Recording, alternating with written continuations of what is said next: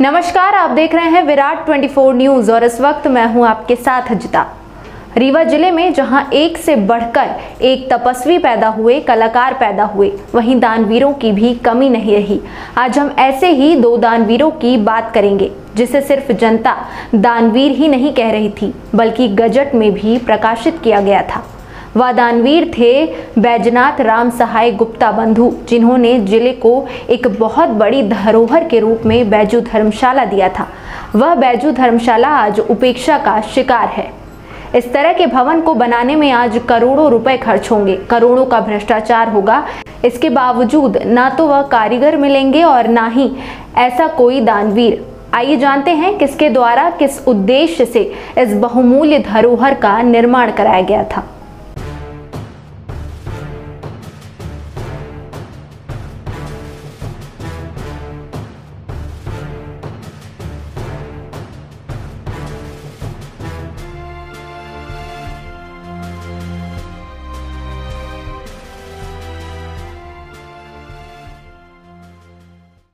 रीवा रियासत काल के सबसे बड़े उद्योगपति बैजनाथ राम सहाय गुप्ता दो सगे भाई थे, जिनके द्वारा बैजू धर्मशाला का निर्माण कराया गया था।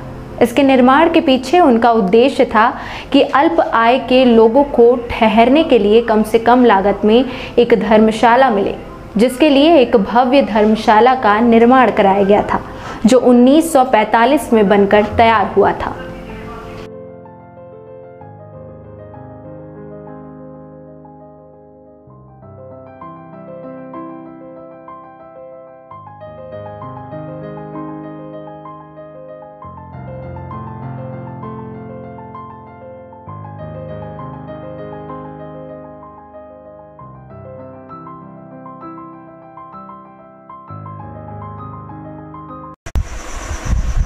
बैजू धर्मशाला के इतिहास के बारे में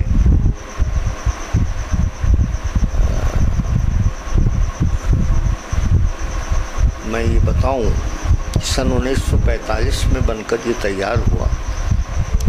रीवा के एक उस समय के बहुत बड़े उद्योगपति सेठ बैजनाथ राम सहाय, ये दोनों सगे भाई थे। उन्होंने दान, परोपकारिता, उपकार के उद्देश्य से सर्वसामान्य, विशेषकर अल्प आय के लोगों के ठहरने के लिए ये इस धर्मशाले का निर्माण कराया। उस समय तो रीवा में ठहरने का कोई स्थान, होटल आदि होते नहीं थे, तो इसी उद्देश्य से सेठ जी ने इसका निर्माण कराया। अपना निजी धन लगाकर, नहीं किसी से चंदा लिया, नहीं किसी का कोई अनुदान लिया, और पूरा भवन निर्मित करने के बाद इसको सार्वजनिक लाभ के लिए दान कर दिया। तत्कालीन महाराजा द्वारा बैजनाथ राम सहाय को दानवीर की उपाधि दी गई थी, गजट में भी प्रकाशित किया गया था। जानकार बताते हैं कि उस समय बैजनाथ राम सहाय के द्वारा जो व्यापार किया जा रहा था, उसमें जो पैसे चिल्लर में आते थे, उस पैसे से श्रमिकों का भुगतान किया जाता था, जिससे अनुमान लगाया जा सकता है कि तत्कालीन उद्योगपति बैजनाथ राम सहाय का किस तरह का व्यापार रहा होगा और उन्होंने किस उद्देश्य से इनका निर्माण कराया था। तत्कालीन महाराजा द्वारा दानवीर की उपाधि क्यों दी गई थी।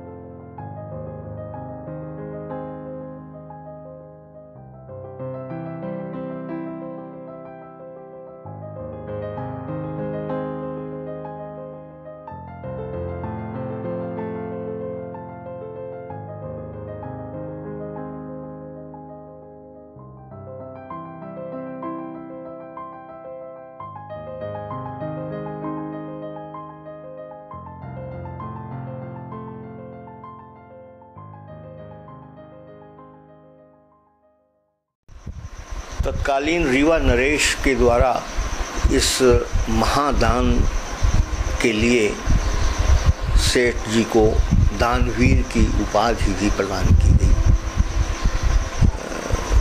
वैधानिक तौर पर जो रीवा राज्य के तत्कालीन गजट में प्रकाशित भी हुआ।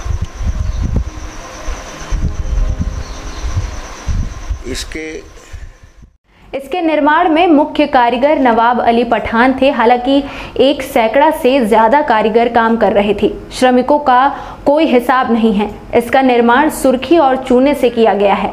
सीमेंट का कहीं भी उपयोग नहीं हुआ। इसके निर्माण कार्य की पूरी देखरेख सेठ बैजनाथ राम सहाय के पुत्र रामेश्वर प्रसाद ने स्वयं खड़े होकर करवाया था।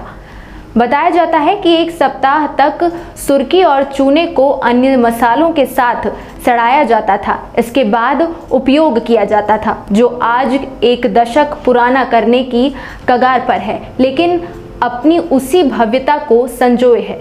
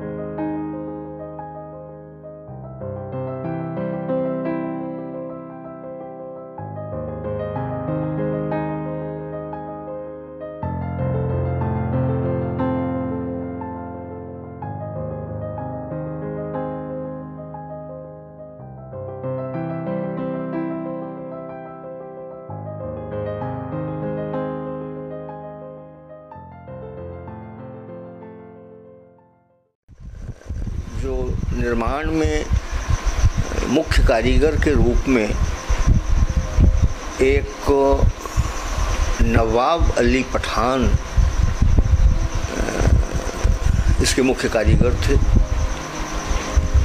बाकी तो सैकड़ों कारीगर लगे हुए थे और मजदूरों की संख्या तो बतलाना संभव नहीं है, पर करीब 100 कारीगर इसको बनाने में लगे थे। और वही कारण है कि ये बहुत अल्प अवधि में इतनी बड़ी इमारत बनकर तैयार हो गई 5 साल में। इसमें रीवा के ही पत्थरों का प्रयोग हुआ।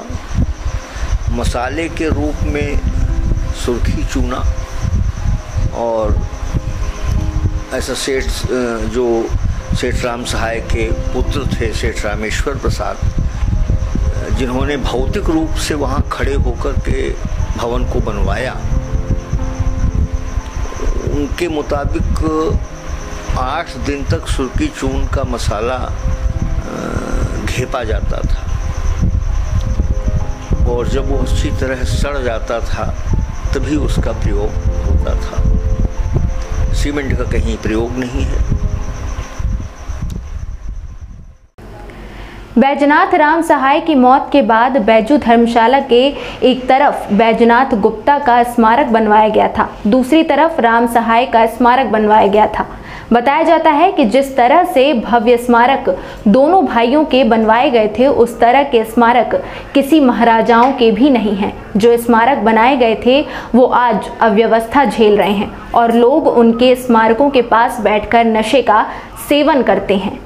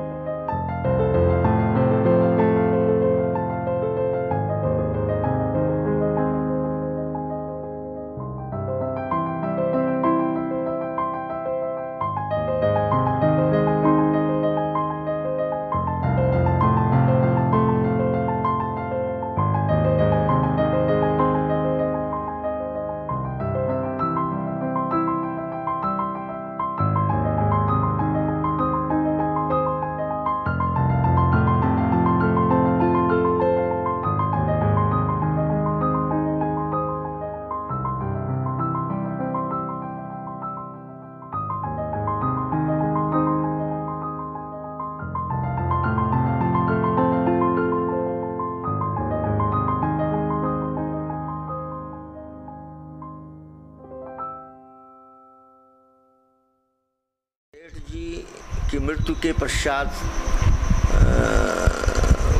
उनका दाह संस्कार एक साइड में हुआ, दूसरी साइड में सेठ राम सहाय जी का दाह संस्कार हुआ और उनके स्मारक के रूप में वो छतरियों का निर्माण किया गया। वस्तुतः वो उनके स्मारक हैं दोनों, और उनका भी जो शिल्प है वो बहुत अद्वितीय है।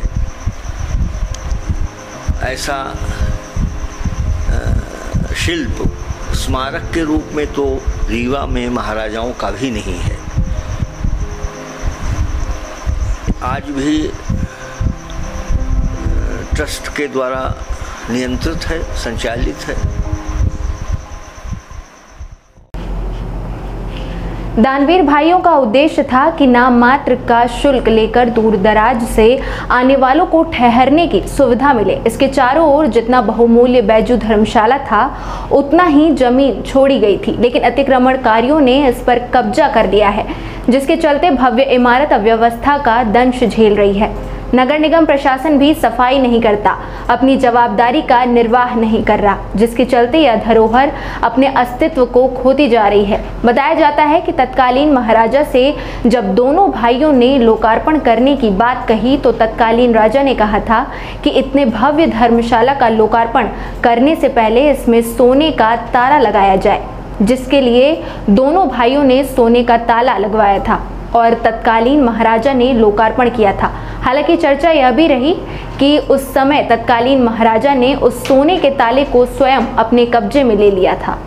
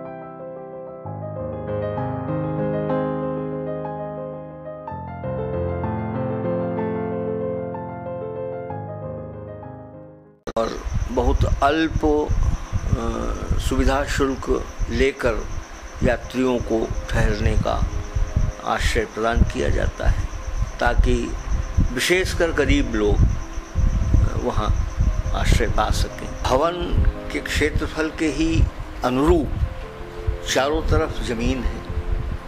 इतना बड़ा भवन है तो चारों तरफ खुली ज़मीन भी उसी के अनुरूप है, और वो ज़मीन आज अब बहुत बहुमूल्य है। तो उसमें अब चारों तरफ के लोग सब लोगों ने घर बनवा लिया है, भवन बनवा लिया है। जिस वक़्त में बना होगा उस समय तो एक भी मकान वहाँ नहीं था, अब चारों तरफ मकान ही मकान बन गए हैं। तो उनका सबका कूड़ा सब वहीं फेंकते हैं, और नगर निगम सफाई का जो जिम्मेदार है, जिसका दायित्व है, वो अपना दायित्व का निर्वहन नहीं करता। उससे हमारी अपेक्षा यही है कि वहाँ नगर निगम के द्वारा जैसे पूरे शहर की सफाई होती है, सभी पार्कों की सफाई होती है, ऐसे ही वहाँ सफाई की व्यवस्था नगर निगम ओढ़ ले, वो जिम्मेदारी। प्रशासन पुलिस की व्यवस्था को हमें प्रदान करे, ताकि वो जो भी असामाजिक तत्व घुस आते हैं, गंजेड़ी शराबी घुस आते हैं, वो कि उनको रोकने के लिए हम अथक प्रयास करते हैं। परंतु वो घुस तो आते ही हैं, चारों तरफ इतना खुला मैदान है। इसी तरह देखते रहिए विराट 24 न्यूज़। बहुत बहुत धन्यवाद।